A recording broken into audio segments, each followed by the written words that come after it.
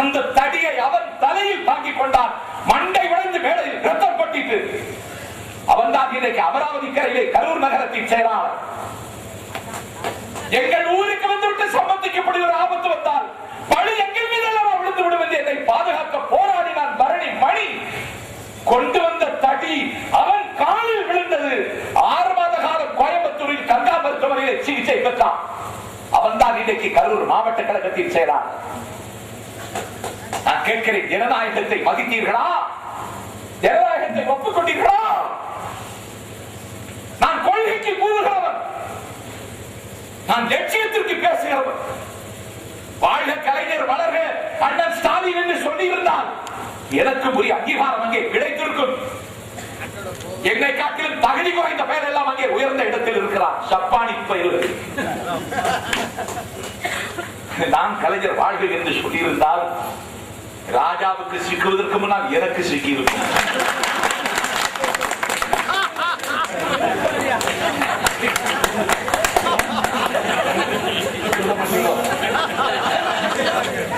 அந்த கொள்கைவாதி என்ன எதுக்கு அடிக்க வந்தீங்க? கூட்டம் நடந்தது எங்க? வத்தலக்குண்டுல. ஐ பெரியசாமி ராஸ்கல் காது வரைக்கும் வாங்கி வச்சிருப்பான். மழை பொழிந்தது. எங்க கட்சிக்கு செல்வாக்கா இல்ல. நான் செல்வாக்கா இருக்கிற இடமா செல்வாக்குள்ள இடமானு யோசிக்க மாட்டேன். நமக்கு செல்வாக்கு தான். நான் ஏன் பாட்டுக்கு பேசுவேன்? பேசிட்டேன். மழை பொழிந்தது. வந்த கூட்டம் கலைந்தது. மின்வெட்டு, மின்சாரத்தை நிறுத்தினார்கள். 100 பேர் வந்தா கத்தி, கம்பு, கட்டைகள் கொண்டு வந்து என் மீது சரமாரியாக எறிந்தார்கள். மேடையில் இருந்த மாவட்ட செயலாளர் செல்வராகவன், வழக்கறிஞர் தேரி ஜெயராமன், பெரியகுளம் நகர செயலாளர் சலீம், வத்தலக்குண்டு நகர செயலாளர் நஜீம் சம்பத்தை கொண்டு விடுவார்கள் என்று சஞ்சலப்பட்டு பிளாஸ்டிக் நாற்காலிகளை எடுத்து ஒலிபெருக்கிக்கு முன்னாலே நின்று கொண்டு எந்த கத்தியும் கல்லும் என் மீது விழாமல் 3/4 மணி நேரம் போராடினார்கள். அப்போதும் நான் பேசாமல் இல்லை. நான் சொன்னேன், இந்த மேடையை பாடையாக மாறினாலும் நான்கில் சம்பத் கொண்டு வந்த செய்தியை கொட்டிவிட்டு போவானே தவிர கீழே இறங்க மாட்டேன். கீழே இறங்க மாட்டேன். We will never surrender.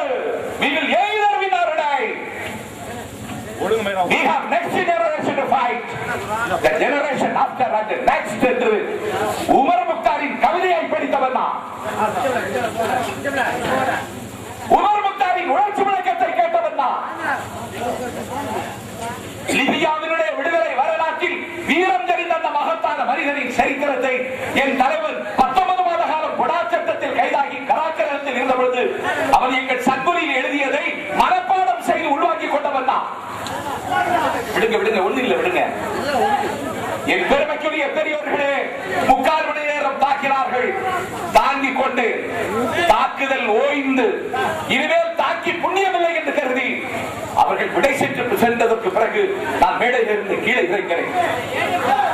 வத்தலக்குண்டிலிருந்து Sempatti வழியாக திண்டுக்கல்லுக்கு என்னை அழைத்து சென்றால் வழிமறித்து தாக்குவார்களோ என்று அஞ்சிய எங்கள் மாவட்ட கழகத்தின் செயலாளர், அண்ணா திராவிட முன்னேற்ற கழகத்தின் எம்எல்ஏ, நிலக்கோட்டை தொகுதியின் சட்டப்பேரவை உறுப்பினர் சகோதரி தேர்மணியின் உதவியோடு என்னை நிலக்கோட்டை வழியாக திண்டுக்கல்லுக்கு அழைத்து வந்தார்.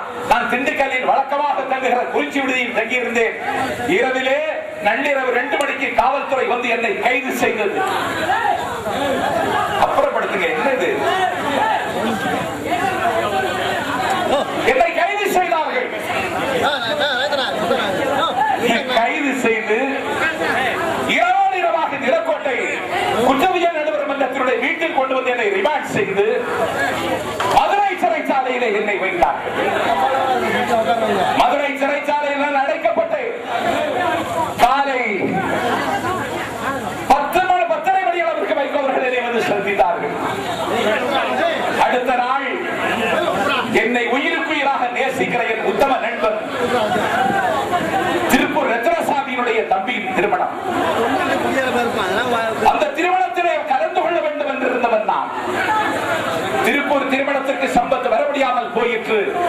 நீ வருத்தப்பட வேண்டாம், உன்னை விரைவிலே நான் ஜாமீனில் எடுக்க முயற்சிக்கிறேன் என்று அன்றைக்கு அவர் சொன்னார்.